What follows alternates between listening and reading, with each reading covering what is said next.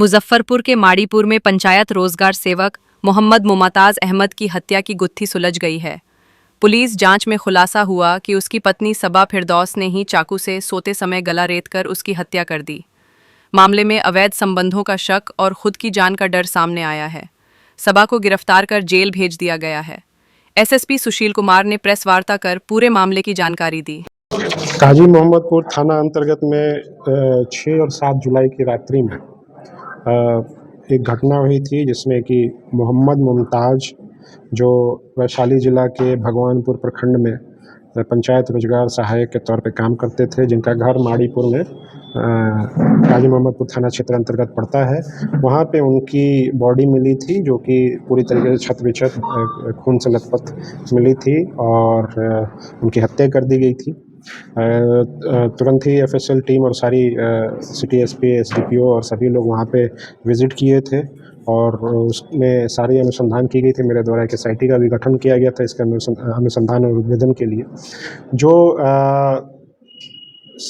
बयान प्रथम बयान लिया गया, जो वहाँ पे उस घर में पत्नी थी, उसके मृतक के अलावा पत्नी और उसके 3 बच्चे थे, उनका बयान लिया गया। तो उनके द्वारा यही बताया कि वो दूसरे रूम में सो रहे थे, उनके पति दूसरे रूम में सो रहे थे और रात्रि में ही चोरी के दौरान जो चोर है उनके द्वारा इनकी हत्या कर दी गई है और कुछ सामान भी गोल्ड और पैसे लूट करके ले गया गया। उसमें उसने वहाँ पे जब पीओ का विज़िट किया गया तो वहाँ पे अलमीरा भी खुला हुआ था, सामान भी बिखरे हुए थे।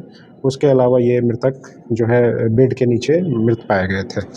तो हमारी टीम के द्वारा अनुसंधान किया जा रहा था और जो पूछताछ किया जा रहा था उसमें जो पत्नी का जो बयान था वो लगातार चेंज हो रहा था, उसमें विरोधाभास आ रहा था। और उसके अलावा जो एफआईआर किया गया 2 दिन के बाद इनके द्वारा किया गया, एफआईआर में वही कि जो डकैत हैं उनके द्वारा घर में डकैती के मंशा से घुसे थे और उसमें जो पत्नी है उनको चाकू के नोक पर बंधक बना करके उनकी पति की हत्या कर दी गई और सामान लूट करके ले गए। मैंने जैसा कहा कि लगातार विरोधाभास बयान था, इसलिए हम लोग इस एंगल से भी देख रहे थे कि इसमें पत्नी का भी कुछ हाथ हो सकता है, क्योंकि बहुत ही ज़्यादा कॉन्ट्राडिक्टरी इनका बयान आ रहा था। तो जब हम लोगों ने अनुसंधान करना स्टार्ट किया, वैज्ञानिक अनुसंधान करना स्टार्ट किया, सीडीआर और इन अन्य सारी चीज़ों को जब अवलोकन किया तो और पत्नी से भी जब कड़ाई से पूछताछ की गई तो यह बात प्रकाश में आई कि ये जो मोहम्मद मुमताज़ है, इनकी पत्नी को ऐसा शक था कि मोहम्मद मुमताज़ का किसी अन्य महिला से अफेयर था। उसके अलावा पत्नी का जो बयान है और जो उनका कहना है कि इनके पति बहुत प्रताड़ित करते थे। कुछ उसने फ़ोटो भी दिखाया हम लोगों को, मोबाइल को उसने सेव करके रखा था। इसके बच्चों के द्वारा भी ये बात की पुष्टि की गई।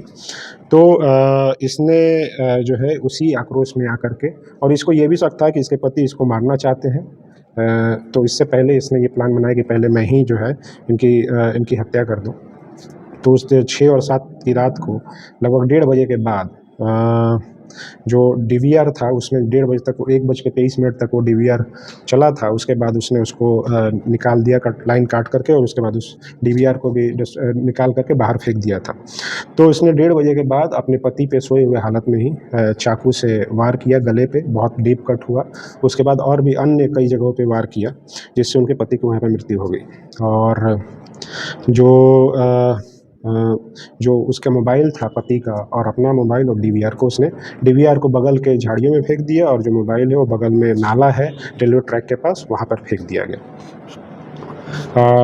जो महिला है, महिला के द्वारा जो बयान दिया गया उसी के बयान के आधार पे ये जो डीवीआर है और मोबाइल हम लोगों ने बरामद किया है।